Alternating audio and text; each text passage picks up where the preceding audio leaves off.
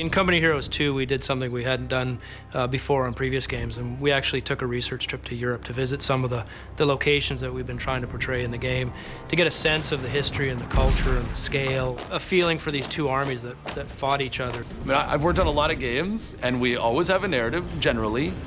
Most of them, even when there's a seriousness to it, they're not quite as gritty or real as this one. In Company Heroes 2, we've covered all of the well-known battles of the Eastern Front. So players are going to be able to fight in the ruins of Stalingrad, defend the city of Leningrad, ultimately push all the way to the Battle of Berlin. We base our story on history. There's a number of characters that we've kind of composited into ours. They're really trying to get their experiences across and, you know, portray the horror and terror of World War II in a way that is sensitive but unflinching. The process for coming up with missions and making them happen, how we get variety like daytime, nighttime, what the actual mechanic is, what the player's gonna do on an ongoing basis is huge.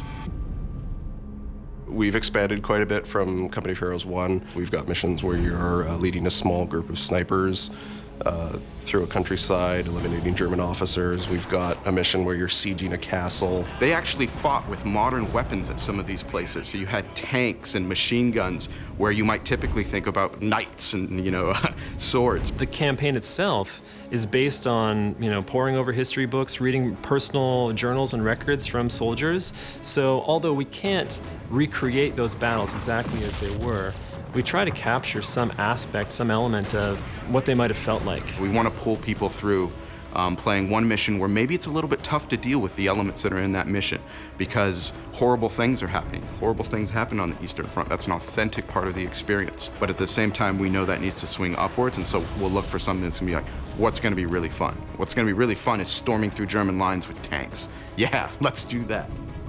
What I love is encapsulating that feel from mission to mission, even beats within mission, to get that swing and flow.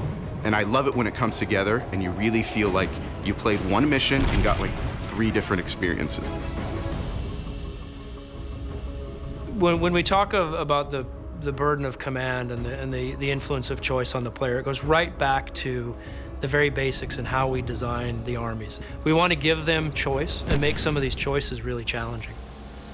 Some of those decisions involve whether to go back and rescue troops that have been lost, and in other situations, whether to blow up a bridge to prevent the Germans from crossing it, knowing full well that you have Russians on the other side. At that point, you're just kind of like, wow, this is a whole different ball game.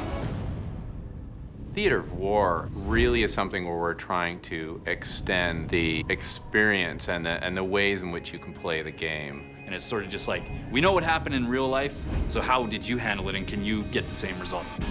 It's not competitive multiplayer. You don't have to worry about winning or losing. It's about you exposing yourself to the historical arc of World War II, but also to dig into some of the tactics that were used to help you become a better player. So when you're ready to jump into multiplayer, you have that experience behind you. RTSs are inherently abstracted. You know, the camera's up high, and to deliver emotion and the kind of narrative experience that you want in a game is challenging.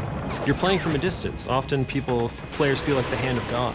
They feel like they're just kind of controlling these little tiny men, but we wanted the player to feel like each soldier mattered. We have real places with their distinct landmarks. Like when you fight in Berlin, there are places there that you would recognize if you've seen, you know, photos of Berlin from that time, or even been there and seen the ruins of those buildings. We put a lot of detail in the battlefield, so you can zoom down and see it. And once you've seen it, you know it's there, and that, you know, level of detail, even with the camera pulled up, ties you to the experience, sort of immerses you in the game. The feel of Company of Heroes comes from so many systems working together to immerse the player in that environment. The audio has always been incredible. The authenticity of the weapons, the movement of the soldiers, all of those things work together to pull the player into the game. As you play through as a player, I think it's impossible not to get deeper and deeper in that experience. It's real, it's gritty, it's dark, and by the end of it, you can't help but feel attached to the outcome. And I think the gamers are going to be very pleased when they get their hands on it.